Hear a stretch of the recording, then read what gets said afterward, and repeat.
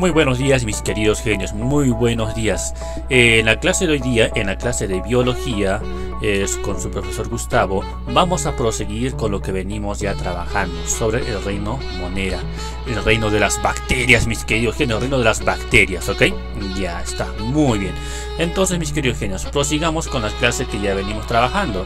Nos hemos quedado que en la forma, ¿cierto? Nos hemos quedado en la forma. ¿Y en qué forma? En la forma espiralada, ¿verdad? Ya, pero recordemos lo que se ha avanzado anteriormente sobre la morfología microscópica de las bacterias. En la morfología microscópica de las bacterias me indica que la pared celular es la encargada de brindar la forma de las bacterias. ¿Y qué formas, profitos, hemos encontrado?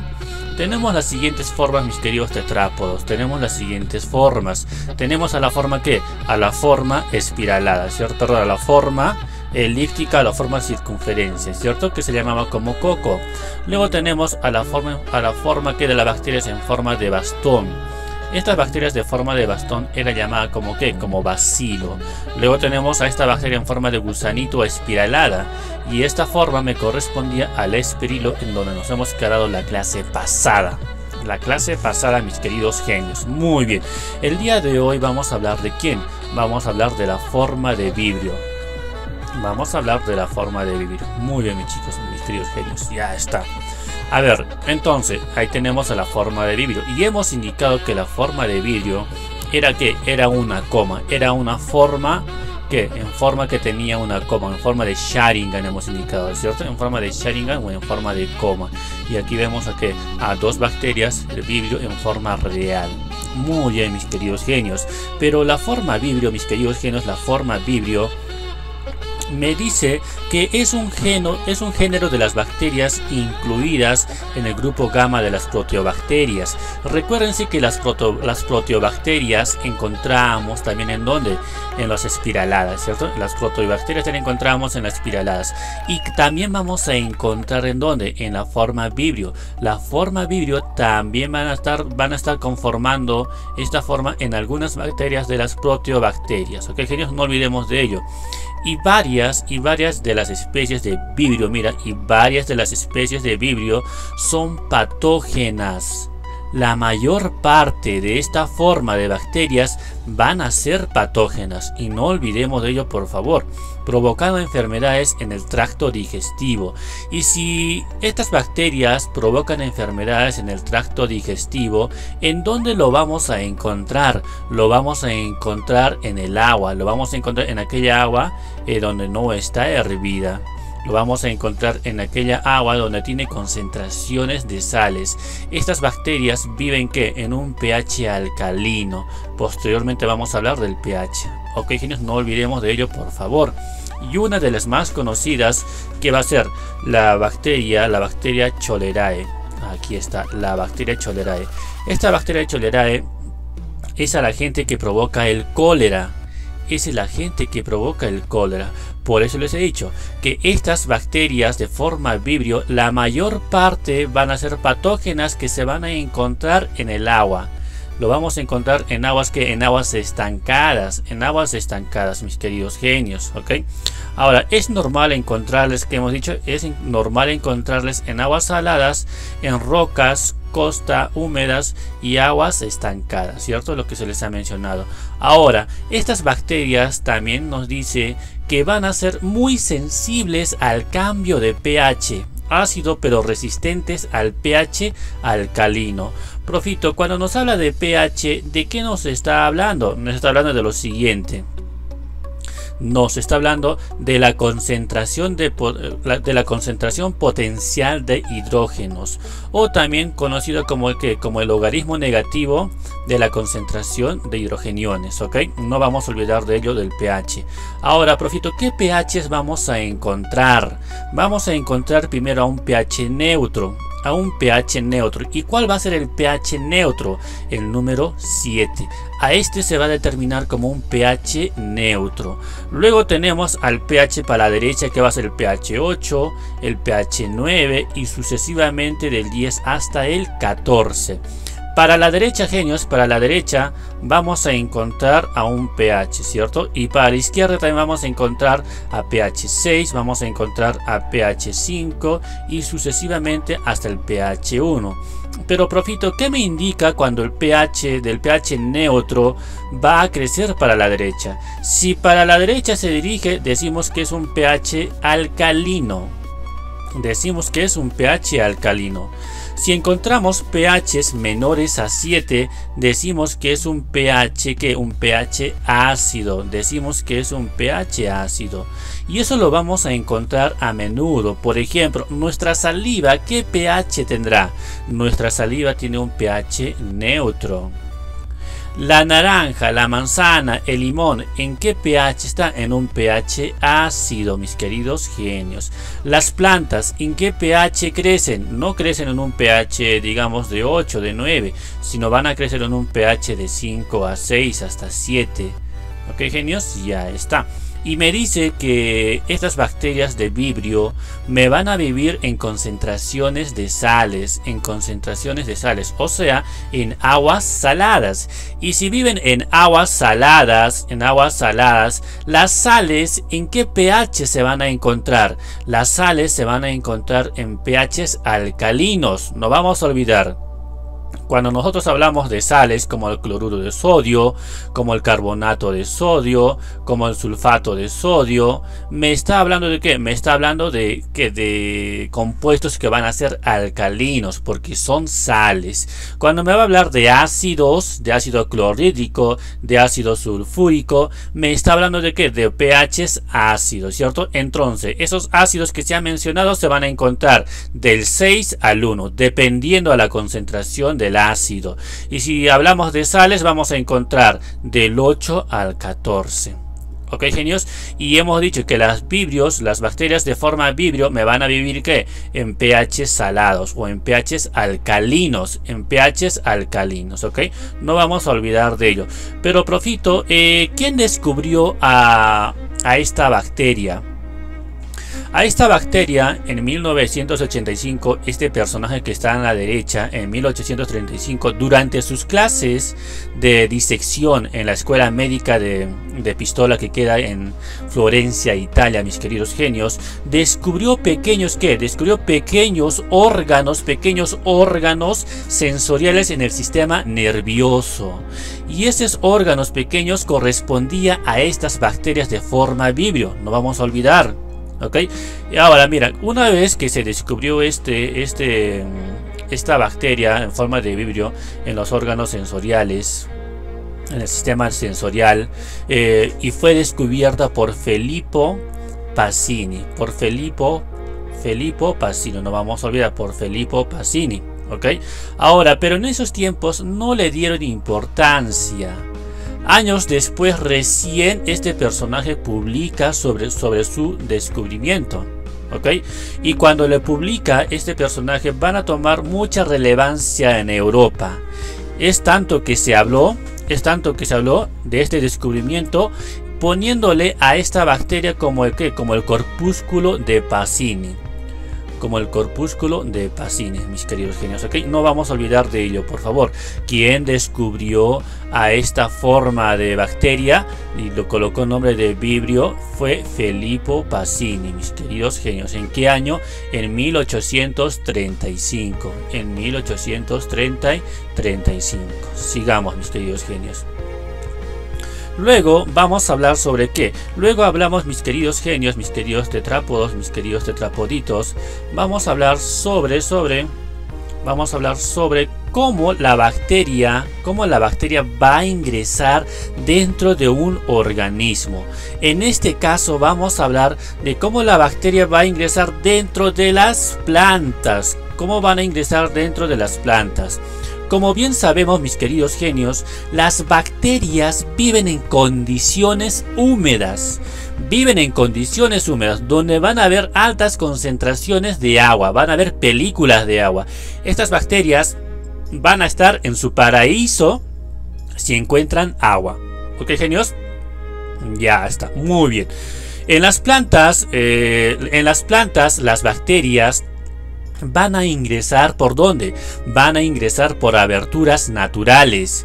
Y cuando nosotros decimos de aberturas naturales, van a ser aquellas partes, aquellos órganos de la planta donde vamos a encontrar que a los ingresos o a las aperturas por donde va a ingresar que el CO2 y el agua, por donde va a transpirar la planta, por donde va a excretar sudores, ¿cierto?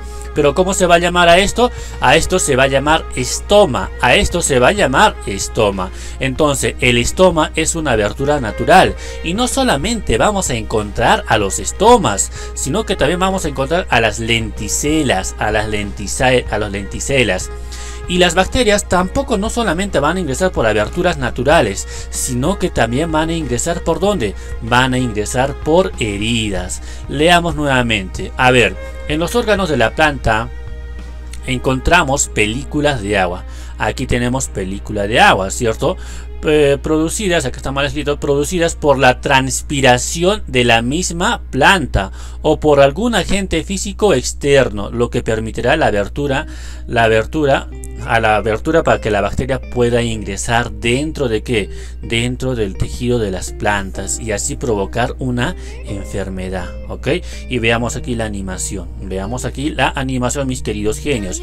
Miren, ahora esta parte de aquí, esta parte que se ha dibujado en el estoma, el estoma, lo vamos a encontrar en qué órgano de la planta, lo vamos a encontrar en las hojas, ¿cierto? Pero exclusivamente en qué parte. En la parte de abajo o en la parte de arriba se va a encontrar en el embés. La hoja tiene doble cara, ¿cierto? La cara superior se va a llamar haz y la cara inferior, el sello, se va a llamar ¿qué? El embés. ¿Y en dónde vamos a encontrar a estas pequeñas aberturas naturales? Lo vamos a encontrar en el embés. Los estomas se encuentran en el embés, mis queridos genios, ¿ok? Ya está. Ahora, hemos dicho que las bacterias, ¿qué van a hacer? Las bacterias van a nadar. ¿Gracias a quién? Gracias a sus flagelos. Los flagelos le brindan movilidad, ¿cierto? Le brindan movilidad. Los flagelos es como las aletas de la bacteria. Y así brindándole movilidad. Estas bacterias van a desplazarse, se van a desplazar, mis queridos genios, llegando hacia el estoma. Una vez que llegan hacia el estoma, estas bacterias van a ingresar dentro del estoma, se van a acumular en esta sección. Y el estoma está completo ¿de qué? Está completo por películas de agua. Por ende, ¿qué va a ser? Va a ser un ambiente favorable para ¿quién? Va a ser un ambiente favorable para este microorganismo, para esta bacteria, mis queridos genios, ¿ok? No olvidemos de ello, por favor, ¿ya? No vamos a olvidar de ello. Ya está. También tenemos a la Escherichia coli que se va a encontrar un gran número de Escherichia coli en los vegetales. Ya está. Muy bien. Ahora hablemos de la siguiente bacteria, de la Agrobacterium. Ahora hablemos de la Agrobacterium, mis queridos tetrápodos. ¿Por qué hablamos de la Agrobacterium? Porque es una bacteria muy importante en el nivel de la genética. Es muy importante en el nivel de la genética. En la genética, el mejoramiento genético se hace de manera natural y también se puede dar de manera artificial. De manera artificial lo hacemos nosotros, los científicos, ¿cierto? Los que se dedican a la biotecnología. Ellos hacen manipulaciones genéticas según a lo que ellos quieren obtener, ¿verdad? De una manera artificial. Pero a nivel natural, ¿habrá una manipulación genética? Sí, a nivel natural también se dan mejoramientos genéticos, también se da manipulación genética. Y una de ellas, ¿quién va a ser? Una de ellas va a ser la Agrobacterium. La Agrobacterium es una de los microorganismos que altera el genoma, que altera el ADN genético de su huésped. Por ejemplo, de una planta. Veamos aquí, empecemos aquí. Aquí tenemos una planta del tabaco, ¿cierto? Aquí tenemos una planta del tabaco. Y aquí tenemos a una bacteria. Esta parte amarilla es una bacteria. Y hemos indicado que la bacteria está compuesta por ADN disperso y plásmido. En este caso, ¿qué va a ser? El plásmido TI. ¿Transmisor de qué? Transmisor de tumores, ¿ok? Va a ser el transmisor de tumores, mis queridos tetrápodos. No vamos a olvidar de ello. Ahora miren, esta Agrobacterium, como tiene plásmido, el plásmido es el que es el ADN circular. es el ADN circular, ¿cierto? Ahora, este plásmido, mis queridos tetrápodos, va a ingresar dentro de esta célula huésped. Esta célula huésped es de una planta. Es una célula vegetal, ¿ok? Ahora, este plásmido, al ingresar dentro de esta célula vegetal, se va a dirigir hacia el núcleo, donde se va a encontrar el ADN de la bacteria, perdón, el ADN de la célula vegetal, ¿cierto? Una vez que entre adentro del núcleo, ¿qué va a pasar con este plásmido? Este plásmido va a decodificar el ADN de la planta, de tal manera que este plásmido se va a acoplar. Se acopla al ADN, y sabemos que el ADN es el que lleva la información, ¿cierto? Al llevar la información, ¿qué va a pasar? Va a sacar órdenes el núcleo de mandar siguientes funciones para sus organelos. Y pasemos para este lado. Miren, ahora una vez que ya haya decodificado con el ARN mensajero, el ARN mensajero manda una información. Llegando hacia dónde, llegando hacia el aparato de Golgi, ¿cierto? Hacia el aparato de Golgi, hacia los ribosomas. ¿Para qué? Para que fabriquen proteínas. ¿Y qué proteínas me van a fabricar? Me van a fabricar las opinas. Me van a fabricar opinas, mis queridos genios. Y estas opinas, ¿quién lo va a utilizar? ¿Quién lo va a requerir? Esas opinas lo va a requerir ¿quién? Lo va a requerir la Agrobacterium. La Agrobacterium se va a alimentar de opinas. Primero, ¿qué ha pasado? Primero la bacteria ha mandado información hacia la célula huésped. De tal manera, la célula huésped ha sido decodificada su ADN. De tal manera, esta célula huésped produce alimento. ¿Para quién? Para la bacteria. Produce alimento para la bacteria, mis queridos genios. ¿Ok? Ahora, una vez que haya producido el alimento, se van a formar ¿qué? Se van a formar unos pequeños tumores. ¿Pero por qué se va a formar unos pequeños tumores? ¿Por qué? Porque esta bacteria, al realizar esta decodificación genética, se va a alterar las funciones de la célula huésped, se va a alterar las funciones de la célula vegetal, de tal manera va a haber un exceso de producción de hormonas que posteriormente vamos a hablar. ¿Ok? Ahora, estas bacterias se van a quedar ¿en dónde? Se van a quedar en el suelo. Ahora, dentro de este suelo no solamente vamos a encontrar a la Agrobacterium, que ocasiona daños a la planta, sino que también vamos a encontrar a la bacteria que se va a llamar la Escherichia coli. La Escherichia coli es un habitante común que está en el suelo, donde sus principales huéspedes van a ser ¿qué? Van a ser las verduras, mis queridos genios. Y es algo similar, mira, la estructura es algo similar a la Agrobacterium, ¿cierto? Tiene ADN disperso y tiene plásmido con ADN extraño, mis queridos genios, ¿ok? Ya está. Y tengamos en cuenta, mis queridos genios, que la Escherichia coli es una de las bacterias que vamos a encontrar en el tracto digestivo de las personas, y especialmente en donde, en los animales, en los rumiantes, ¿cierto? En los que se alimentan de pasto, ¿verdad? Van a encontrar grandes cantidades en donde, en la flora bacteriana del estómago, mis queridos genios. Ya está, muy bien. Y sigamos viendo sobre el Agrobacterium. Miren, acá está. Esta es una de las enfermedades que me va a ocasionar esta bacteria, que es la bacteria de la Agrobacterium, ¿cierto? Es la Agrobacterium. Si nos damos cuenta, es un tumor inmenso que está generando ¿en dónde? En el tallo del árbol, ¿cierto? Y profito, eso hemos visto, si yo sé que todos nos hemos percatado cuando hemos ido al centro de Arequipa, sobre todo en los árboles de Goyeneche. En los árboles de Goyeneche se presentan tumoraciones. ¿Y esas tumoraciones serán normales? No. Esas tumoraciones de los árboles de Goyeneche, en los tallos, en los troncos, son ocasionadas por esta bacteria. Dentro de ese tallo estamos encontrando a esta bacteria que se llama la Agrobacterium tumefaciens. ¿Ok, genios? Y ahora, cuando vayamos al centro, seamos observadores. Veamos los árboles donde vamos a encontrar unas pequeñas agallas, unos pequeños tumores ocasionados por esta bacteria, mis queridos genios. ¿Ok? Ahora, estas bacterias hemos dicho que se van a alimentar ¿de qué? Se van a alimentar de opinas, ¿cierto? Se van a alimentar de opinas. Muy bien. Las células huésped son los que producen esas opinas, no la bacteria. La bacteria simplemente manda su plásmido al árbol y el árbol es el que produce las opinas.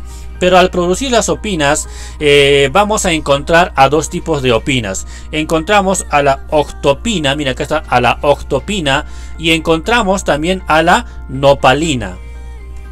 A la octopina y a la nopalina. Entonces estas bacterias se van a alimentar ¿de qué? De opinas. ¿Pero qué tipo de opinas? A la octopina y a la nopalina, mis queridos tetrápodos, ¿ok? A la octopina y a la nopalina. Pero profito, ¿a qué se debe este crecimiento tumorífico en los árboles? ¿A qué se debe? Ya sabemos que es la bacteria, ¿cierto? Pero ¿por qué se da esta sintomatología? ¿Por qué? Miren, cuando nosotros vamos a hablar de reino Plantae, vamos a hablar también sobre los tejidos vegetales. Se va a hablar ¿de qué? De hormonas vegetales. ¿Y qué hormonas vegetales vamos a encontrar? Vamos a encontrar, por ejemplo, a las auxinas. Vamos a encontrar a las auxinas. Y las auxinas van a ser encargadas de determinar el crecimiento ¿de quién? De las células. Entonces las hormonas de las auxinas son aquellas que se encargan de qué? Del crecimiento de las células, del aumento de tamaño de las células. Entonces cuando la bacteria va a decodificar, la célula se va a descompensar, la célula se va a modificar. Al modificarse va a generar muchas auxinas, muchas hormonas, ¿ok? Su célula va a generar muchas hormonas de auxinas, ¿ok? Ahora, estas hormonas va a hacer de que la célula aumente de tamaño. Una vez que aumente de tamaño, también se va a liberar citoquininas, que es otro tipo de hormona. Y estas citoquininas se van a encargar ¿de qué? De la división y de la diferenciación celular. Entonces, primero, ¿qué tiene que suceder? Primero tiene que crecer la célula. Una vez que crezca la célula con estas hormonas de las auxinas, las citoquininas van a ser las encargadas de que esta célula ya crecida, ya aumentada de tamaño, se pueda dividir. Es tanto el exceso de estas hormonas que las células están dividiéndose constantemente. Al dividirse constantemente generan estos pequeños tumores. No son pequeños, estos inmensos tumores. ¿En dónde? En los tallos de la planta, mis queridos tetrápodos. Y por eso es muy importante hablar de la Agrobacterium. Es una de las bacterias que manipula el ADN genético de su huésped. ¿Ok? Manipula. ¿Y a quién se debe eso? ¿A qué parte de la bacteria? Se debe al plásmido, a ese ADN circular. Sigamos, mis queridos tetrápodos, sigamos.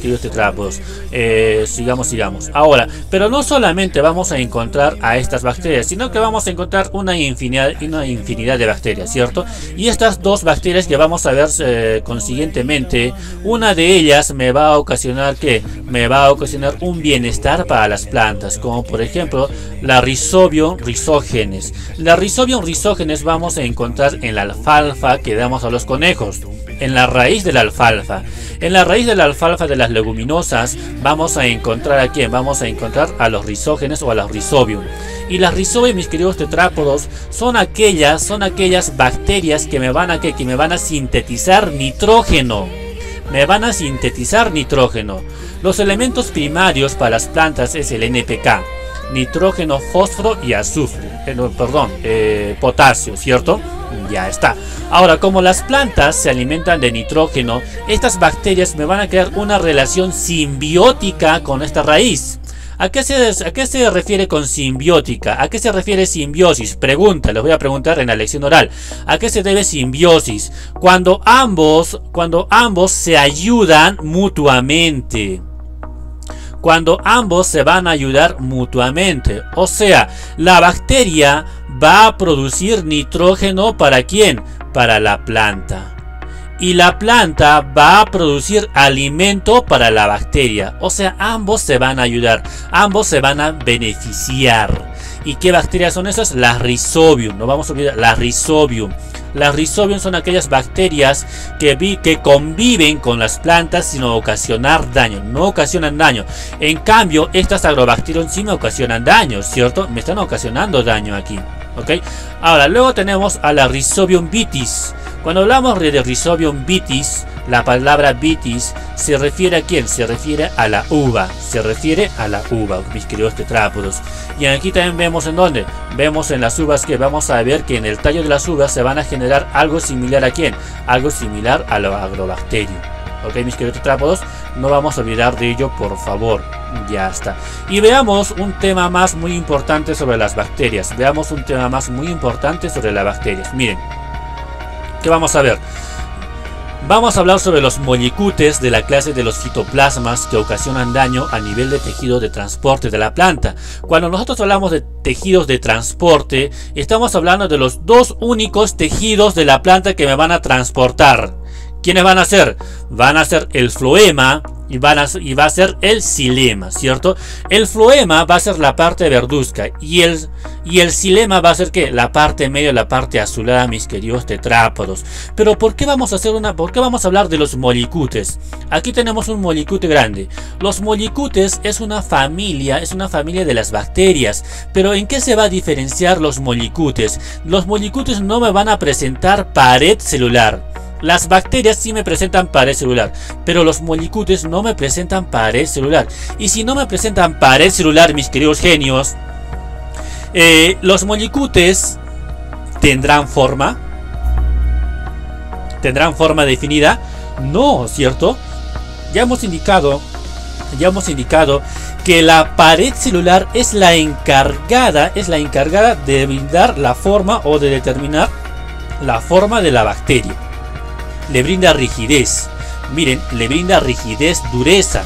Pero si no presentase esta pared celular, si no presentase como los molicutes, ¿cómo serían los molicutes? Los molicutes van a ser como una gelatina, van a estar deformando constantemente su cuerpo, ¿ok? Pero ¿por qué es importante hablar de ellos? Porque los molicutes me van a ocasionar enfermedad. ¿En dónde? Me van a ocasionar enfermedad en el floema. ¿Ok? Y las bacterias me van a ocasionar una enfermedad en el xilema. Pero veamos primero de qué se va a encargar el xilema.